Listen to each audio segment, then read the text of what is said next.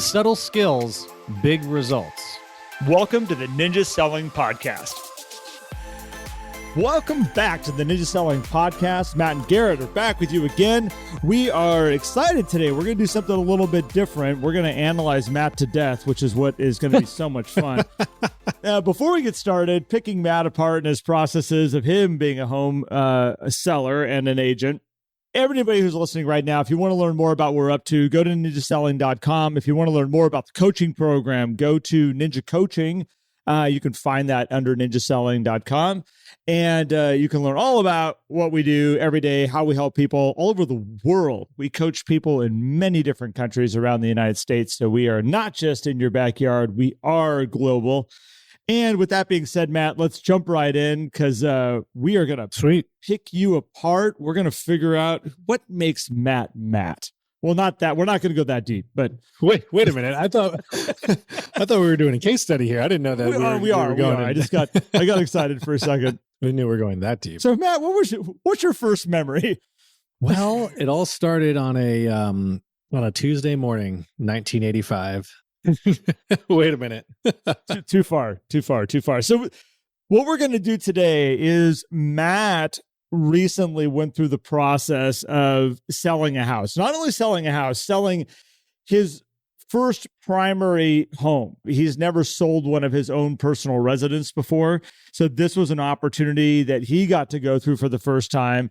And as Matt was saying, as we were kind of talking about this and getting ready for it, it's funny when you are not only a home seller, but you're also a coach and an expert in this field, and these internal voices that start to kind of come in at different times, making sure you're doing everything with all the tools and all the stuff that you know. So Matt, I'm excited to go down through this because this is a recent move for you. When did the sale happen? Yeah. So this in January. So all of this closed in January and has been in the works for, since really middle of 22. For those of you who may have heard, I think I mentioned a couple of times throughout our podcast episodes that we were looking for a new home. And the saga of finding the new home was a long one because the house that we were under contract with, it was a new build and it never happened. It was just this community was taking and now they're actually building the houses over in that community, starting to go pretty quickly. But we were waiting for over a year and it was like nothing was happening. And so we decided to switch over to a different community, go through a different build process. Instead of a custom process, it's a spec process. And so it was a lot faster, which then sped up the timeline for us selling our house too, because there was also all the questions of like, well, are we going to sell first and then close? Do we need to? Fortunately for us, we didn't have to do that. So we were kind of setting ourselves up for this like expectation of, all right, well, we'll get the new house and then we'll close on our listing, because we went back and forth. And I know we'll come back to the beginning of the story in a minute, but it was back and forth. We both work from home, my wife and I. And so it's like, do we want to list the house with 2 kids, 2 dogs, 2 people working from home, or do we just want to move out and stage the house and leave it like that? The answer is no. Right. You do not want to do that with all those moving parts in a house. Get out. You don't. But we did. We did end up doing it, perhaps against better judgment, but we followed a process. And so we were able to make it work. And there's a happy ending, but I believe because we followed the ninja process. Now, I will say too, like this was my first time listing a house for myself. And it was the first time actually playing the role of real estate agent in many years on the side of a listing. So for those of you who don't know the history here, I became a coach with Garrett when I moved to Charleston. And prior to that, I was managing a residential real estate office in New Jersey. I was an agent up there for many years. And so once we moved, like I stopped actively being involved in real estate activities aside from referring people. What year is that? That was 2018, January 2018. Yeah. So I hadn't listed a house myself since probably, because when I was managing, it was all non-selling manager stuff. I mean, it's been a while. So it was fun to jump right back in. Well, this has been a process, and as you were saying, like it was kind of that like wait. We had many conversations about it. If you guys, nobody knows, Matt and I talk a lot when we're not recording. We kept hearing Matt going like, they haven't started building yet. They haven't started building yet. They haven't started building yet. They keep telling me we're going to break ground and we're going to start building, and they haven't started building yet.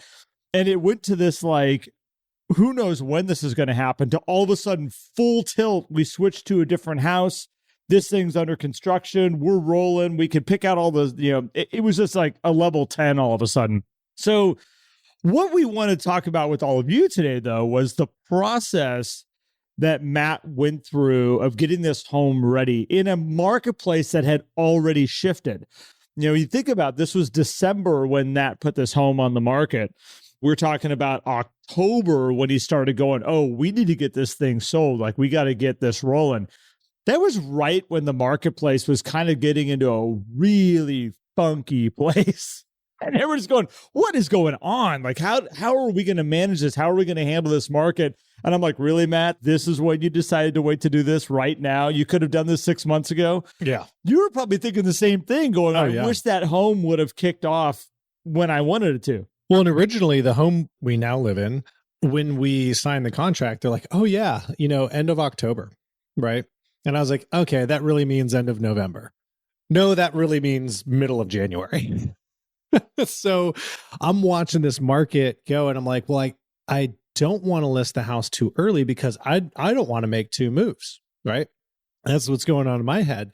And all of a sudden I'm seeing, we have these great sales that get posted in July in Charleston, and then August and September and October happen. And all of a sudden in October and November, these homes are sitting on the market a little bit. Now, I had my opinion on what was going on with these things, overpriced and all these things, but homes that are now exiting the market without selling. And I'm like, oh gosh. And now I'm going to list a house right before Christmas.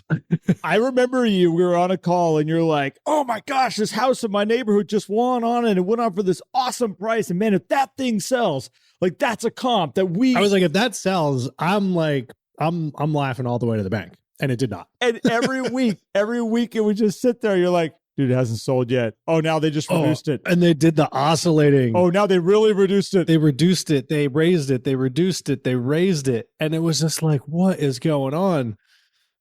This range of emotions I was watching Matt go through. I'm like, oh, poor guy. This is harsh. This is evil. It was tough. Well, so Garrett, I was like, all right, you know what? This is going to be fun. And we'll back up to October where I was like, let's just follow the process, right? Let me follow the process. Let's get the house prepared while the weather's great, get the good photography, the good landscaping for the video and everything. Let's get all the marketing set right so that when we can go on the market, we have everything prepared. We're not taking photos with dead plants and things like that, which sometimes is a necessity. I get that. But since we knew what we were doing, this was how we could prepare. And actually, it made me think, if you're a homeowner and you've just done some nice landscaping upgrades and everything, probably worth having a professional photographer come out and get some exterior shots, or call your real estate agent so you have some of that stuff ready to go to showcase this house in its prime for its marketing.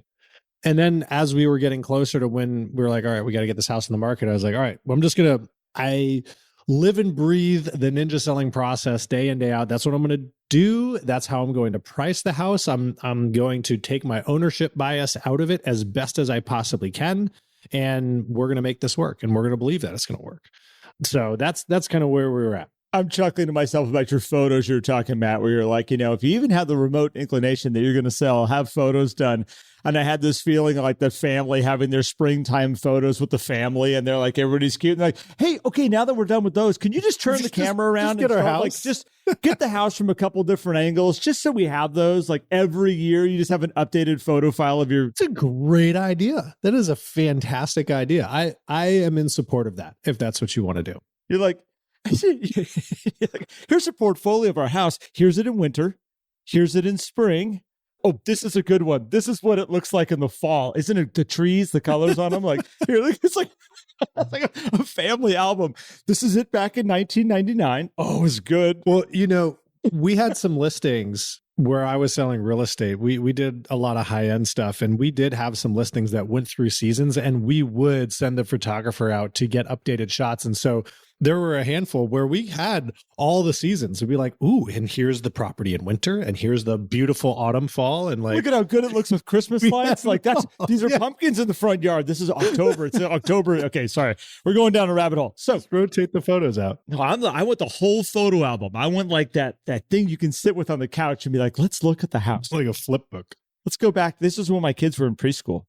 Okay, so you approached this home sale, Matt, like a ninja. Mm-hmm. Thank you for doing that, by the way, because it'd be really embarrassing if you're like, I'm going to go do some other program. Oh, I was fully aware of the pressure that was sitting on me. I was like, if I'm going to take this on myself, because part of me was like, let me just hand this off to another agent so I don't have to do it. And I was like, no, I gotta eat my own cooking here. So I have sold lots of homes, and every single time I sell a house, there's that little voice inside of me going like, okay, you're going to do all the systems and it better work. Like it better work. Because if it doesn't work, like you are the worst example to have it not work. Like you got to do everything exactly right. It's never let me down, by the way. Every single time I'm like, and there you go. You get the results that you want. So you went into this with all the right stuff. So let's kind of start at the beginning. Because and if I'm skipping steps here, Matt, I want to go back to this. But like one of the things that you did, and I'm going to say, we're going to start with sitting down with your wife and going through. Yeah. Matt and I were joking earlier where he was like, there was no one of three things are going to happen today. It was more of like this is what's happening. One thing is going to happen. So you sat down and had to present the marketplace to your wife to sit back and say, okay, this is what we're looking at. And this is where we're at, and doing it in a ninja fashion. How did that go up front, just to kind of help her understand what was the marketplace was looking like? Well, like a conversation with any seller, you have all of the things that can confuse a seller. Other neighbors, list prices, sold prices, what other people are saying out there. And at the time, our neighbor across the street, when we were having this conversation, their house was on the market, right? And we would also see them at church. And my wife would talk to them like, oh, well, this is what they're doing. They need to get this out of this price. And I was like, okay, well, let me show you what's going on here. Let's talk about what's going on in the market. Now, back in October and everything, when we're having the first discussion, it looks pretty good, right? Homes are selling. I mean, the days on market are starting to expand a little bit, but everything seemed pretty good. Jen was happy about that. And then we talked about, okay, what do we want to do to present? So I was showing her, here's how other homes are presented. There was a great comp in our neighborhood. Another agent that lived down the street from me had presented this house, did the full 9 yards of everything, right? Great photos, video, stunning preparation, really, really high quality job. And I said, here's an example of a marketing done right. And then here's an example of one that maybe wasn't so right, another house that was in our neighborhood. And I said, look at the difference in how long they're on the market and how they sell. And that led to, okay, well, we got to get this house ready as well. My wife is also an interior designer, so this was a great asset to have, but she does hospitality, commercial stuff primarily. So bringing that into the residential space, we also wanted to then stage the house. And so we basically staged by purchasing and completing some projects that we had never completed that we wanted to. But having that conversation up front with her to set the stage, kind of set there's a lot that goes into this, right? She was like, wow, I didn't realize there was so much things we had to do to get this home ready, including a pre-listing home inspection as well. So that was the first conversation, Garrett. And it went pretty well because at the time the market was, still pretty easy seller's market, I would say. Yeah. And it's interesting as I was looking at this from the outside, Matt, I think it's interesting. Like if I was your real estate agent and we had a really good connection and a really good friendship, it's always good for me to watch a situation like this and say, okay, Jen is somebody who is a very involved spouse. She is somebody that is not just going to sit back and just say, hey, Matt, you got this taken care of. You run with it. The same way as my wife, Sarah, there's no way she would ever sit in the background and just watch the process go through. She'd be very, very, very involved. And I think it's important for everybody listening out there that a lot of times we could have a really good friendship with somebody. And I go to Matt, and a lot of my conversations with Matt, and a lot of my information that I'm sharing is with Matt.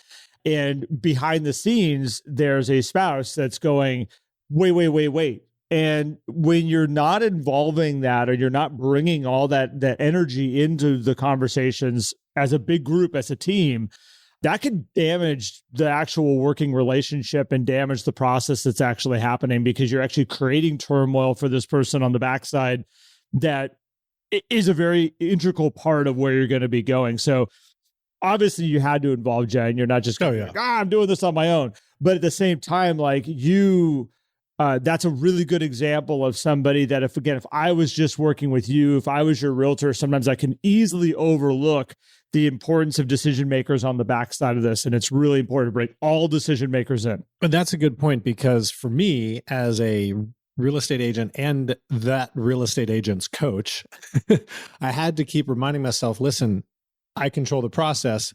I get to control some of the decisions, but all the owners also control the decisions. So it was important to make sure that all the decisions that we were making were being made together, because otherwise we were going to end up in a challenging position when we went to go put the house on the market. By the way, your decision-making side of it is an illusion. Just going to let you know that right now. Oh, well, yes, I know that. I know. But I like my illusions. Okay, perfect. So you started off, so you all come up with a price, you figure out where you need to be, you use Focus First. Did you use Focus First at this point in time, or did you start getting this house picked apart first? Because I know you had a pre-home inspection, I know you had other things done, and I don't want to jump the gun on where you went to first to figure this out. Yeah. So yes, I did use Focus First initially, because I actually use it. I do an annual real estate review for myself. And so I already had kind of it loaded up. I just needed to pull my search out of the MLS and drop it into Focus First. And so initially I was looking at it, and we kind of had a range. We came up with a range, and there was a high range original, and I'll throw numbers out here too, because I think that's going to be important for people. So at one point, things were looking in a certain way where Jen was like, hey, maybe we can get $700,000 for this house. Mind you, we paid $381,000. That's not bad. $500,000 for this house. So, and I was like, maybe that's possible based on these things. And so that was kind of going into this process. There was that possibility. Things changed a little bit when we got closer to listing, but with that range, that kind of gave us some confidence in what we were going to purchase as well, because that was important. Buying a new construction where there's this build time and you want to make sure all that stuff matches when you're transferring equity over. My biggest concern was the size of our house, because we have a smaller house for the neighborhood compared to the other homes that we're selling. We had purchased a smaller floor plan because it was just the two of us, but we've done some things. We added landscaping, patio. We finished the garage, which was my office and podcasting space, So there was a lot of things that were done. I miss the gardeners. Yeah. Hearing the landscapers and the leaf blowers. Yeah, I miss that. So we talked about that, but then we went into, here's the list of the things we need to do to get the house ready, right? Because it was clear of, okay, here's the process. So we came up with a list, and we used the Reminders app in Apple to share a task list of all the things that we needed to do. And I told her all the things that I wanted to do from the marketing side, from a real estate agent's perspective, to make sure that the house is ready. So we had to paint, do touch-ups, stage, declutter, clean up. I got a storage unit, still have that storage unit. And we just made the house ready. So it was like, all right, let's do that. And I was like, I want to do everything. So I want to do professional, because I talk about this all the time. The agents that I coach, I'm like, I got to do all these things too. Professional photography, video. I wanted to do Matterport, ended up not doing it, but wanted to do it. Floor plans, making sure that the marketing is right. So I had like a little individual property website. One of my good friends, Joel Diaz, who's with Remax in Pennsylvania, he put together actually for me this kind of storybook thing, which was really cool, which had the photos and descriptions and the video embedded in it and everything. So we wanted to create all the marketing, and I wanted to do a pre-listing inspection, which was a conversation that I had with Jen, as every owner has, right? Why do we need to do that? Right. And that was her question. Well, the house is basically new. Because we want to point out all the flaws the house has. Right. It's like, well, does this mean that someone's not going to then do their own inspection? Right. That's a question we get. Yeah. And the answer is, well, no, they probably still will want to do an inspection. It's like, well, what if they come up with different things? Like, that's a possibility, which also happened. But doing the pre-listing and they always do. That's their job, is to find something. Like, they're going to find something. I always tell people it never is this going to mean. Every once in a while they'll grab it and say, hey, this has already been done. But more often than not, they're going to find something, because the inspector feels like, I got to find something. If I find nothing, I've failed them. Like, I've got to find something wrong. So yeah, keep going. yes, exactly. And so, but with our pre-listing inspection, we were able to have the confidence that the house was, all the major things were good to go.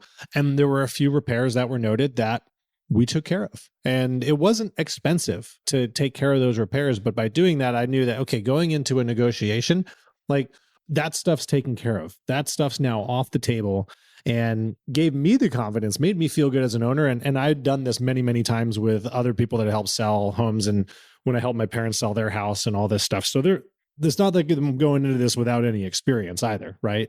Yep.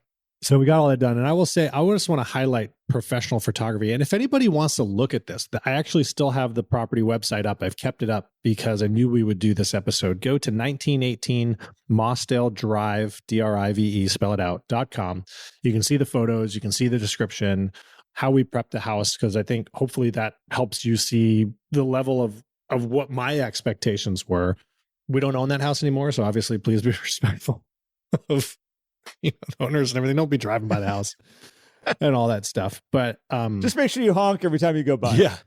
But one cool thing that was serendipitous with this is my photographer, who I used in New Jersey for several of the homes. We used two photographers, and one of the photographers who I really, really liked using, he moved to Charleston.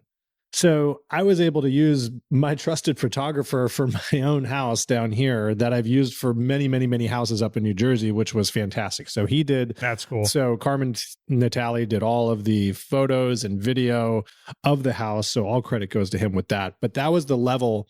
And he's an expensive photographer compared to other photographers, but it is worth it doing those things. And yeah, I'll come back around to that when we would talk about how we got the contract that we did, because it did make a difference ultimately.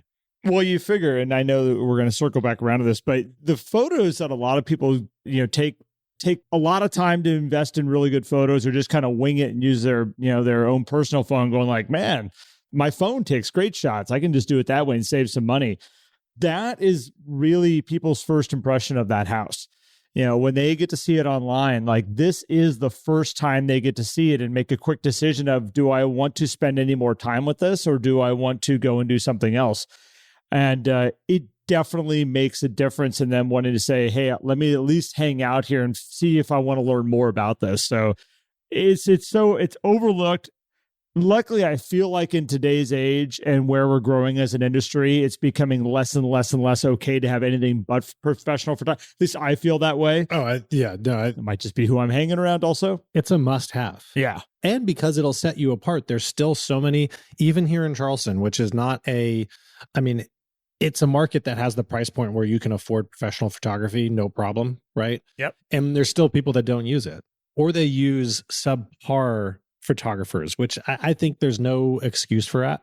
I will say something too on getting prepped too. So when people look at the pictures, you'd be like, holy cow, like, do you actually live like this?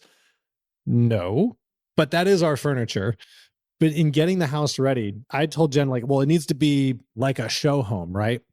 And then there'd be little things that, like, I'm like, oh no, that's fine. That's not going to come through in photo and all these things. And she was like, no, you told me this house had to be perfect. And so it's going to be perfect, down to like soaps that she bought for all this stuff. And I'm like, I think that's overkill. But then once the photos came out, I was like, it wasn't. Like, that made the house look so different. When I even look at homes where I'm like, that's great photography, I'll look into the photos with a little bit of detail and go, well, but they still got that thing sitting in there. The coffee pot's still on the counter, or whatever it is. Do those little things make a difference?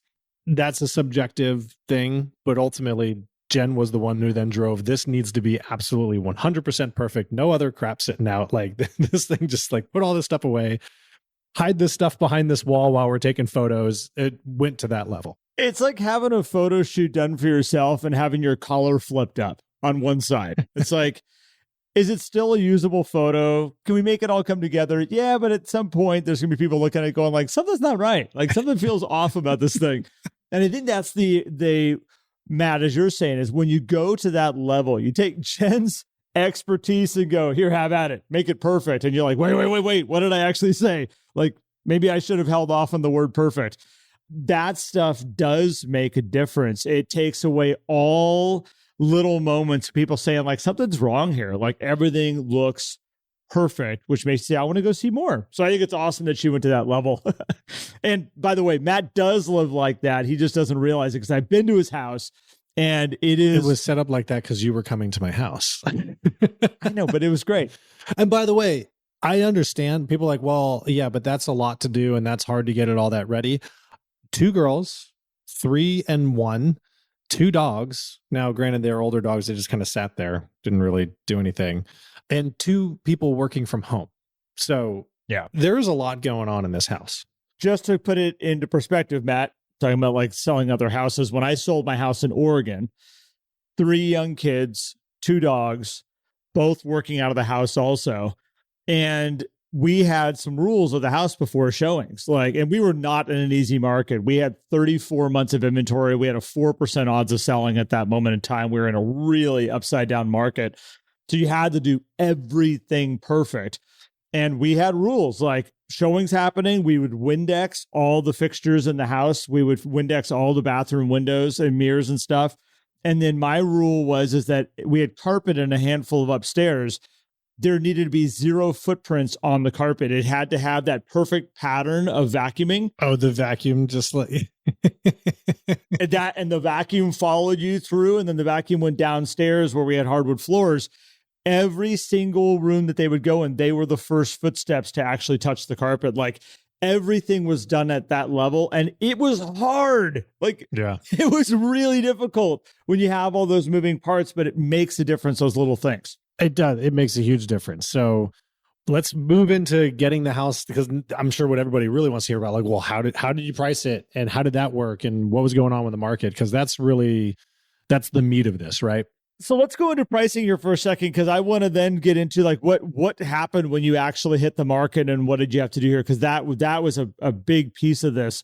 So obviously in pricing, what was your strategy you had around finding a price that was going to work? Because you had your neighbor throwing down this house that's like, raise the price, lower the price, raise the price a little bit, lower the price, which was confusing. You had your neighbor across the street.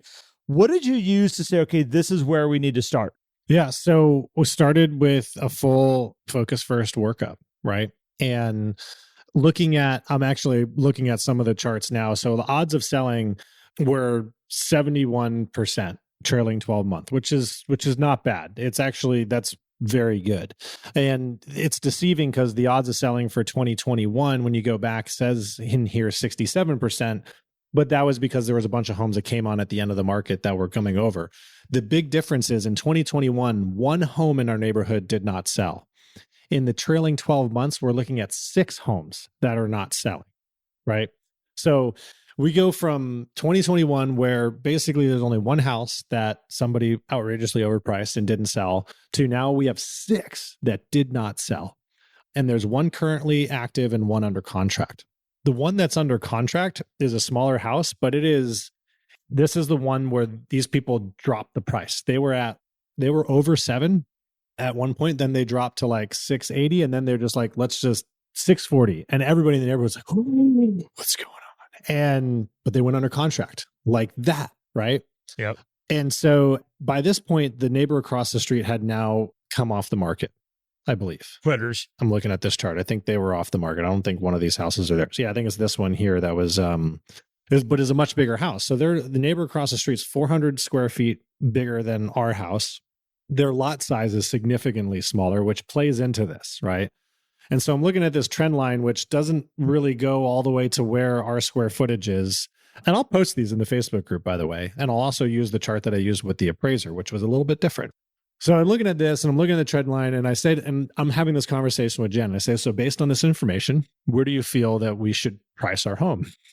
And she's like, well, looking at this, are you saying that our house is really kind of worth like $650?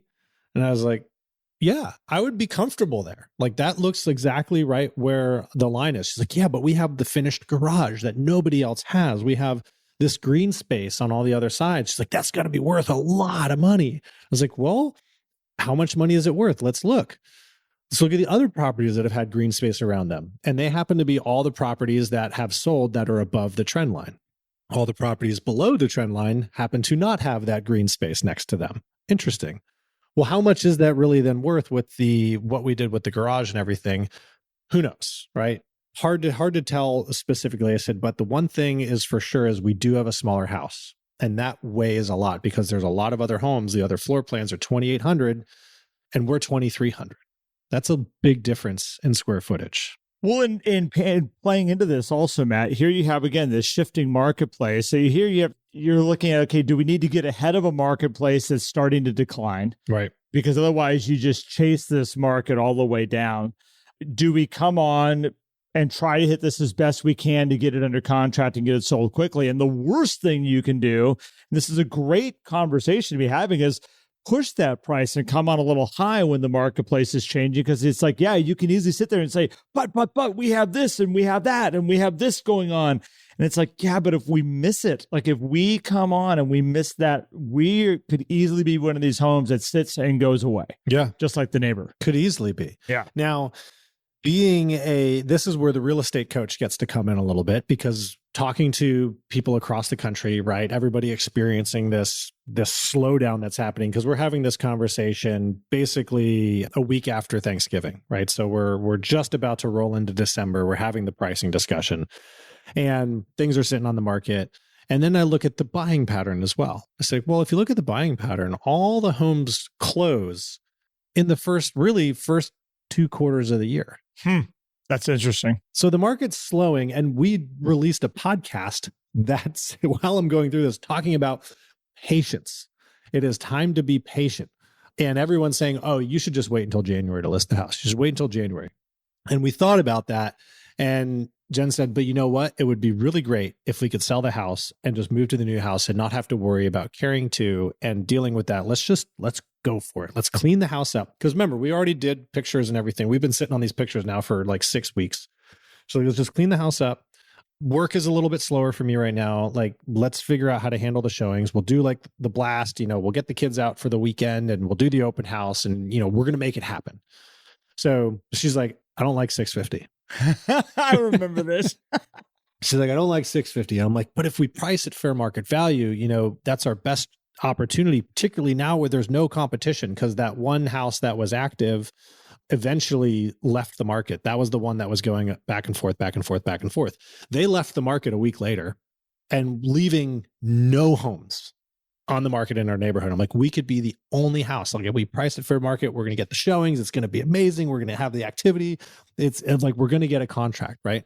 It's like, well, I don't like 650. I said, okay, well, what do you like? She's like, it's like, well, I don't like 660. I don't like sixes. She's like, what about this, that? And I was like, well, if we're going to do that, might as well just go, if we're going to go above 650, we're not going to hit another bridge price point until 675. So why don't we just go at 670? It's like, I don't feel good about going at 675. Let's just do 670. And we agreed on this. Okay, great. That gives us room. If we do need to reduce, we can come down to 650 and hit a new bridge and it'll be good. Right. So that's what we did. We decided, okay, we're going to go on the market at 670 and we're going to make it happen. So you hit the markets. Okay. So you do all your stuff. You've analyzed all the numbers, pre-inspected, staged, professional videos, professional photography. You got floor plans made up. You've got everything you need to say, look at this incredible home. What was your first week like? So we go on the market on a Wednesday, which Wednesday night loaded up into the MLS, which is kind of how I like to do. And like, all right. And I was thinking, are we going to try to do a broker open and get some people in here to do price? And like, no, let's just go for it. We go on the market. The showings are going to happen and it's going to be great. So we go on the market and we immediately get a showing, right? Which is great. Virtual showing. Like, okay, guys are going to come in. There are a lot of people move from out of state down to Charleston. So it does virtual. She got the house already. It's like our first showing. I'm like, Jen, you got to leave the house. She's like, oh, okay, fine. I got to leave the house. I got to work. And I'm like, all right, just leave the house, come back. Showing goes well. And we get another showing on Saturday. And that showing happens. Then we have our open house on Sunday. Now, I'd asked another agent to come sit the open house with me because, one, I'm not an active agent. And two, I don't want any potential buyers that come out of this. I'm not looking to get back involved in that. It's like, this would be great. I'll have somebody in there. Also, I'm the owner. Like, that's weird for some people. And it says it on the listing. Listing agent is owner, right? So everybody knows. So pull this agent in, set up the open house. Jen like takes the girls out of the house for like 3 hours and everything. And nobody shows up. Literally nobody. I could say, did you have a deck of cards or something? Did you have something to like, did you guys sit there and play blackjack? We had great conversation. We had some great time together, but literally nothing. Well, actually, one person came through. It was a lender. Oh, good. That's awesome. But that was it. It was nothing. And Jen is like, oh, whatever. What do we do? Okay, so talk about a reality check. Yeah. I mean, seriously, talk about a reality check of like, it's like, well, we could try this, we could do that, we could do that. And the minute that kind of stuff happens, it goes from a not of like, oh, I hope we get this to like, I hope we get anything. Like if nobody shows up and goes through for an open house, that is one of those moments of whatever you want to call it, come to Jesus moment. Like, oh, what are we up against here? How did Jen do with that when that here we've done all this work, all these things, all this time, all this energy, and all of a sudden we got nothing? Yeah. So we go on the market on, so it was December 7th. We went on the market, which was a Wednesday. We have that open house on the 11th and there's nothing, right? So now we have one more weekend before Christmas. And we're like, oh gosh, like this was supposed to be the boost of activity that was going to drive us and get a contract before Christmas. Like it would be great. Like everything would be awesome, right? And then there's just nothing. Like no one shows up at the open house, nothing Monday, nothing Tuesday. And I'm like, patience. Like the market is slowing down. Typically happens this time of year. I didn't really want to go on before Christmas because I had a feeling something like this would happen. And that's another lesson is be careful what you're thinking about and what you think is going to happen because what you think about, you'll bring about. Nothing happens. We get a couple of showings that next weekend, but no one's coming back with offers, right? And I'm like, all right, now it's middle of the next week. And I'm like, all right, Christmas is coming up. Like nothing's going to happen. We're going to be dead for the next few days. So we just don't think about it for a few days, right? But in the back of my head, we tell people have customer service calls every single week, right? So I'm like, great. I have customer service calls with myself every single second of the dang day, right? Every single second of the day. And I'm having a coaching call with myself every single second of the day. Like, what do I do? Should I move the price?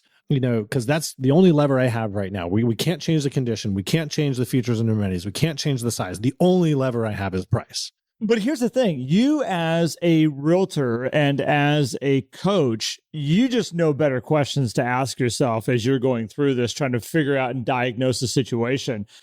Every homeowner that's sitting there, and we always go like, God, they just won't stop calling me. Like they won't stop, like they won't leave me alone. They keep asking me the same things over and over again. They're doing the same thing you're doing, Matt. They're sitting there, and this is why I say the best thing you could ever do as a real estate agent is sell and buy a property. Because that little voice, you get to learn exactly what somebody else is going through on the backside. And you get a whole different idea of how to take care of somebody and how to help them through this process. So I love that you went through this. I love that you were doing customer service calls with yourself and coaching yourself every second of the day, because it's what everybody goes through that's selling a house. Well, and the big reason why we wanted to get the house under contract before Christmas is we had family come stay with us for Christmas too. So we have more people in the house and all this stuff, but nothing happens during that time frame. So then my mom says something, and Jen's like, I bet your mom's right. It's like, you're going to sell this before the new year, between the week of Christmas and New Year. And I'm like, that is a time when people are visiting Charleston. They have extra time. They could look at homes, and nothing. No activity. Thank you for the prediction. I think maybe we had one showing that week. But then we're coming up on New Year's Eve weekend, right? Now, this is an interesting year too, this past year, because you have these 2 weekends, which is typically busy for real estate, right? Weekends are great, where there's holidays on the weekend, which basically can either accelerate activity or most likely kill all activity. So we get a showing New Year's Eve. Okay. Showing comes in. It's like the ideal buyer for our house. They love it. They want to move fast. They just have to get out of another contract, and we'll get you an offer by next week. Like, yes, it's happening. I just had to be patient. Like, what's that offer going to be, right? So then we're sitting for a couple of days, and more showings are starting to get scheduled now for that first week of the year. Like, okay, yeah, here it comes. This is happening. This is exactly what we talked about. We had predicted that this might happen. So people are starting to schedule showings. These people come in with what I would consider a strong offer. At the beginning, Jen was like, I don't really like that offer, because it came in at 650, which was right on. I was like, there it is. But then they wanted 18,000 in closing costs. Oh, it's not 650. They wanted a 2-1 buy down, which I totally get, because interest rates are like 7%. And so I said, okay, well, that's a pretty good offer. Oh, and they wanted a 2-week close, which was all of a sudden this thought in our head of, we're going to carry this property through February. So we're going to have 2 properties, because it takes a while to close. And I was like, this is incredible terms. So presented it to Jen. We sat down and she said, I love the terms, but I think we need more money. I said, okay, what do we want to do?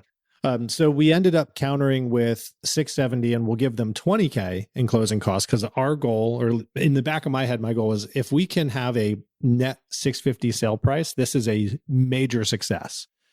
And so Jen agreed a little bit reluctantly. She probably would have liked a little more. I would have liked a little more too. Everybody would. Hindsight's 2020. Everybody would like a little more. So great. And they accepted it.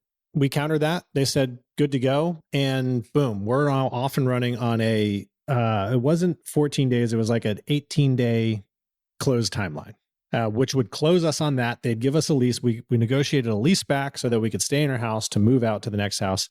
And that's how we got our contract, Garrett. So it's interesting. You mentioned patience a couple times, and I think every situation's a little bit unique when you're helping somebody through this process. And I always joke, because everything can be fixed by price. If you wanted to, you could have lowered the price down. You could have chased it through the holidays, and you probably could have found somebody that would have been like, maybe we'll do it for that. I mean, maybe, but I have usually found that, like, depending on the need of the client. If the client needs to go, they have an urgency, like, I have got to get out. We don't have the timeline of another week.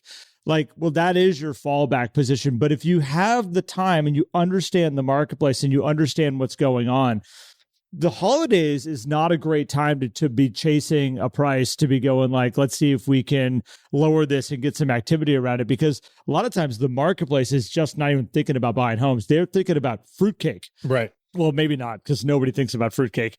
But that's what I'm saying. So, I mean, their minds are in a different place. So the best thing you could do is ride it out through that time frame and not make any drastic changes, not make any knee-jerk decisions, and see where that went.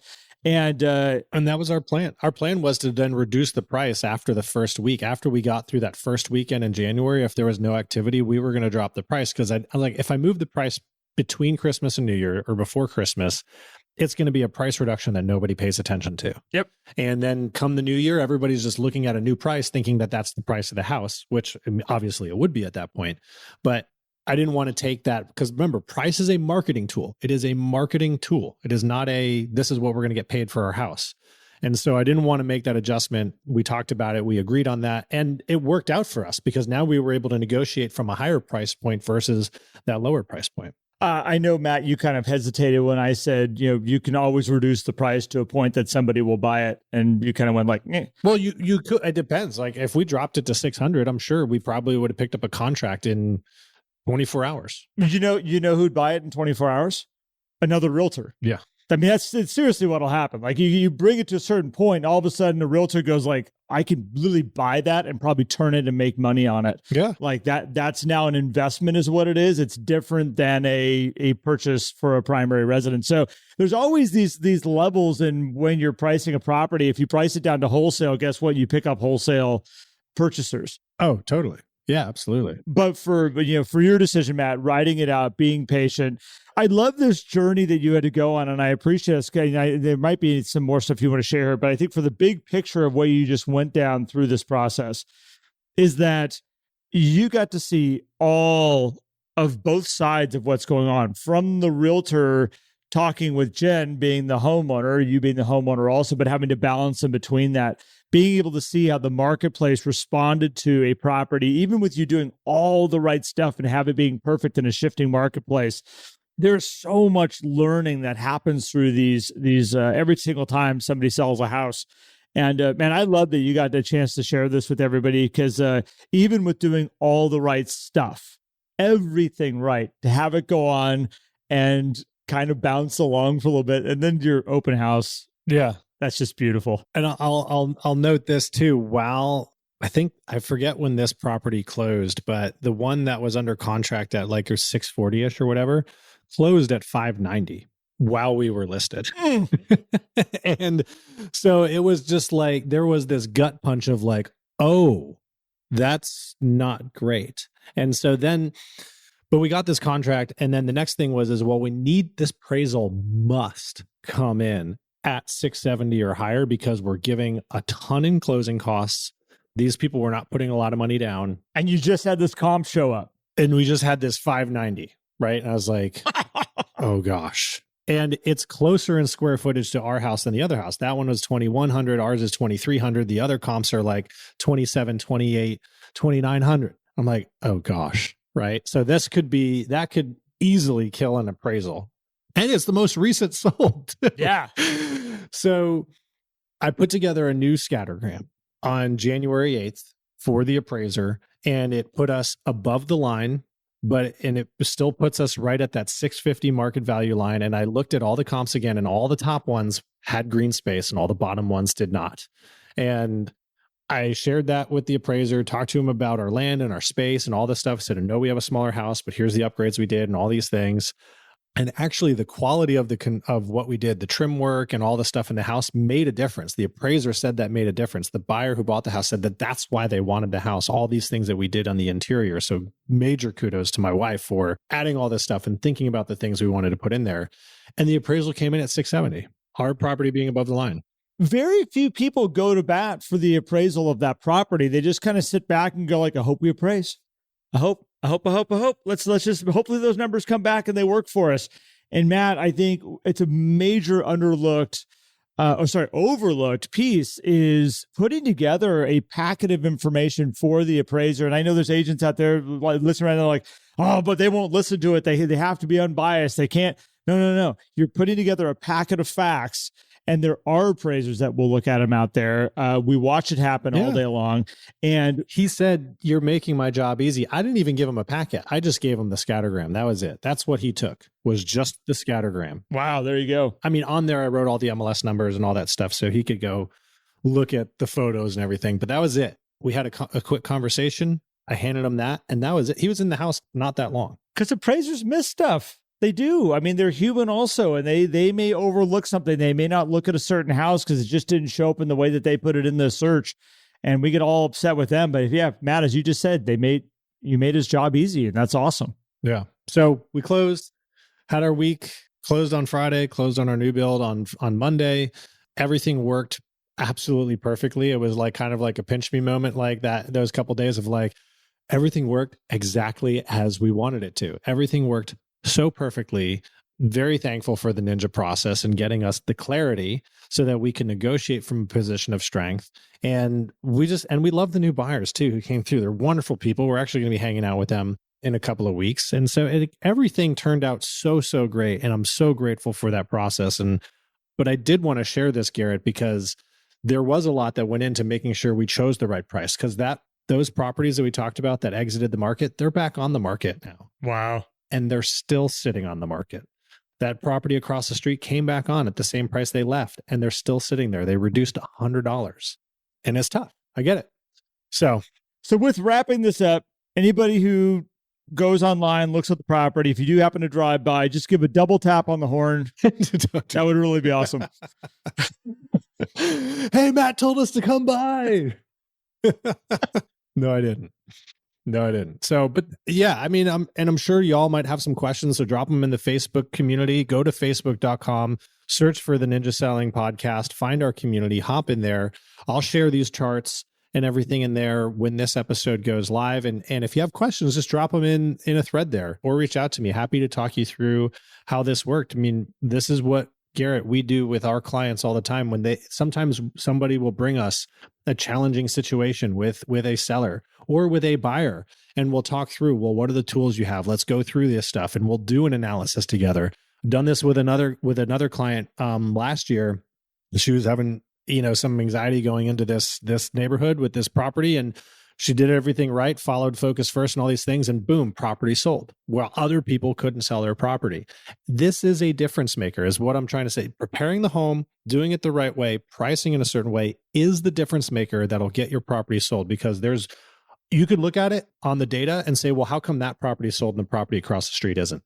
And you wouldn't have an explanation until you dive into all of these things that happen. And so that's what I wanted to share, Garrett. And I hope that it brings people some value today. No, man, I think this is great. And I appreciate you bringing this up and wanting to go through your process of selling a house. Because again, I think that, again, as I've mentioned in all the homes I've ever sold, every single time I apply all the systems, it's always one of those and it always works. It always gets me to the destination that I want.